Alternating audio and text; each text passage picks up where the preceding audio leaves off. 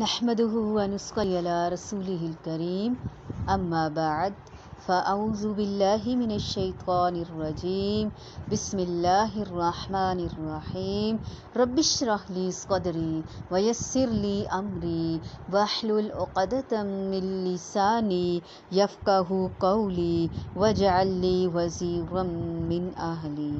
السلام علیکم ورحمۃ اللہ وبرکاتہ. الف با تا ثا جیم حا خا دال ذال را زا سین شین صاد ضاد طا ظا عین غین فا قاف کاف لام میم نون واو ہا حمزہ یا. تختی نمبر 1 جس کو ہم نے ابھی پڑھا، سوال یہ پیدا ہوتا ہے کہ ہم نے اس کو ایسے کیوں پڑھا؟ لکھا ہوا بے شک یہ اردو کی طرح ہے، لیکن یہ اردو نہیں ہے، یہ عربی ہے. ٹوٹل 29 حروف ہیں جن کے الگ الگ مخارج ہیں اور صفات ہیں. ان کی ادائیگی ہے. کچھ موٹے حروف ہیں جن کو ہمیشہ موٹا پڑھا جائے گا. کچھ مشروط حروف ہیں، ان کو کبھی موٹا اور کبھی باریک پڑھا جائے گا. کچھ حروف سیٹی والے ہیں، کچھ پھسل کے ادا ہونے والے ہیں، کچھ حروف نرمی سے ادا ہونے والے ہیں، کچھ حروف حلق سے ادا ہوتے ہیں، وہ حروف حلقی کہلاتے ہیں، کچھ صفیریہ حروف کہلاتے ہیں. اسی طرح ان تمام حروف کی صفات ہم جانیں گے کہ نرمی سے کیوں، سختی سے کیوں، کیسے ادا کرنا ہے، ان کا مخرج کیا ہے. سارے حروف کو ایک ہی سٹنگ میں تو ہم نہیں سیکھ پائیں گے، لیکن چونکہ یہ بیس ہے، یہ بنیاد ہے، اس کی پریکٹس بہت ضروری ہے، اس کو سمجھنا بہت ضروری ہے. یہ اللہ تعالیٰ کا کلام ہے. جس طرح سے اللہ تعالیٰ کو خود تمام جہانوں پر فضیلت حاصل ہے، اسی طرح اللہ تعالیٰ کے کلام کو بھی تمام کتب اور کلاموں پر فضیلت حاصل ہے. الف با تا ثا جیم. اب جیسے ہم نے پہلے پوری تختی پڑھی، ہم نے یہ محسوس کیا کہ کچھ حروف کو ہم نے زیادہ لمبا کیا، کچھ کو کم لمبا کیا. کیا وجہ ہے اس کی؟ آئیے اس کی وجہ جانتے ہیں.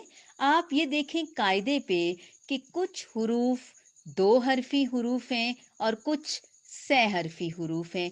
کچھ 2 حروف سے مل کر بنے ہیں اور کچھ 3 حروف سے مل کر بنے ہیں. کیسے؟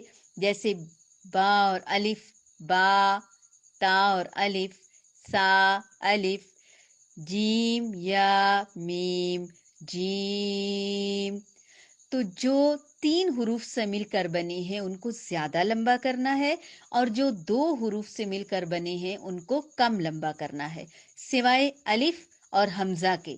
یہ 2 ایکسیپشنل ہیں. اب یہ دیکھیے کہ کچھ قاعدے ایسے ہیں جن کے اوپر ان 3 حروف والے یعنی 6 حرفی حروف کے اوپر مد کا نشان ہے، اور مد کا مطلب ہی ہوتا ہے کہ لمبا کرنا، کھینچنا. اب یہ آپ کو فوراً پتہ چل جائے گا کہ کون سے ایسے حروف ہیں جن کو زیادہ لمبا کرنا ہے، چاہے ان پر مد ڈلی ہو یا نہ ڈلی ہو.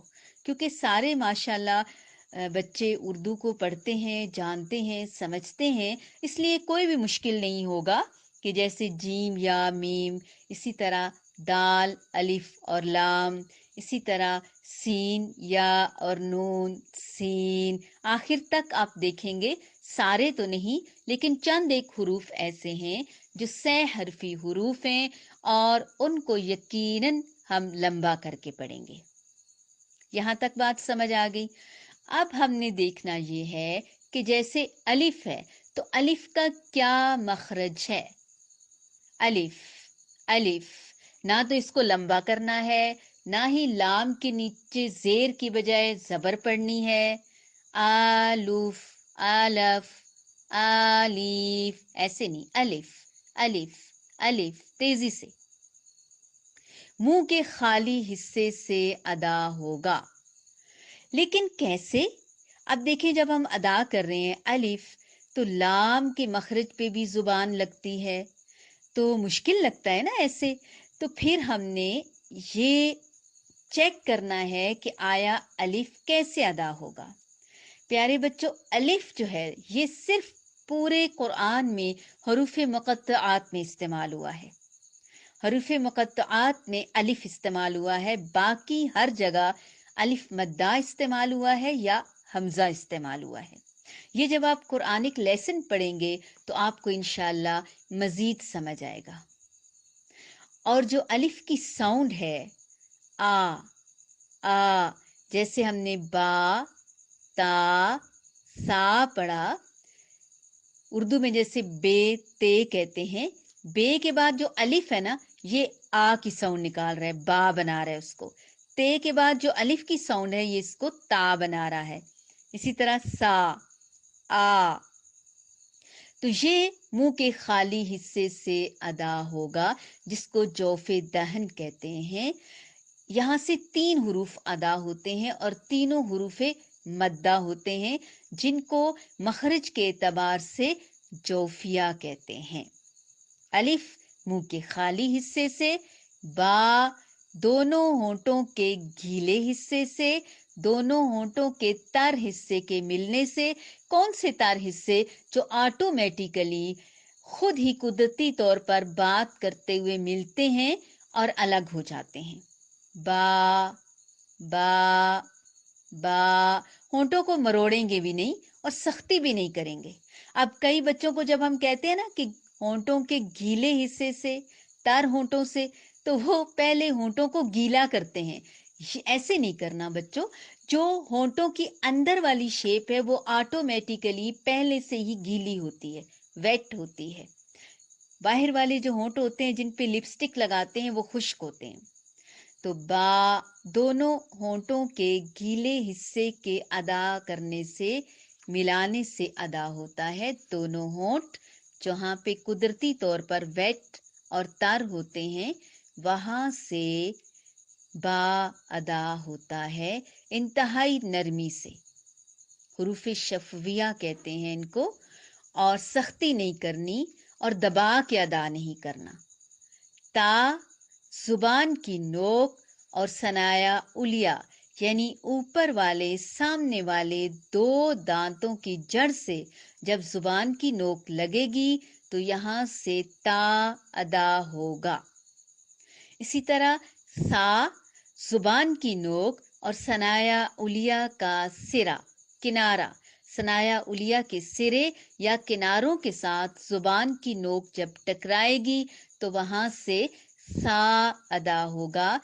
सा में नरमी है, सख्ती नहीं है, सीटी नहीं है, दांत नहीं जुड़ेंगे, बल्कि आहिस्तगी से, आराम से अदा होगा। कैसे? अलिफ, बा, ता, सा, सा।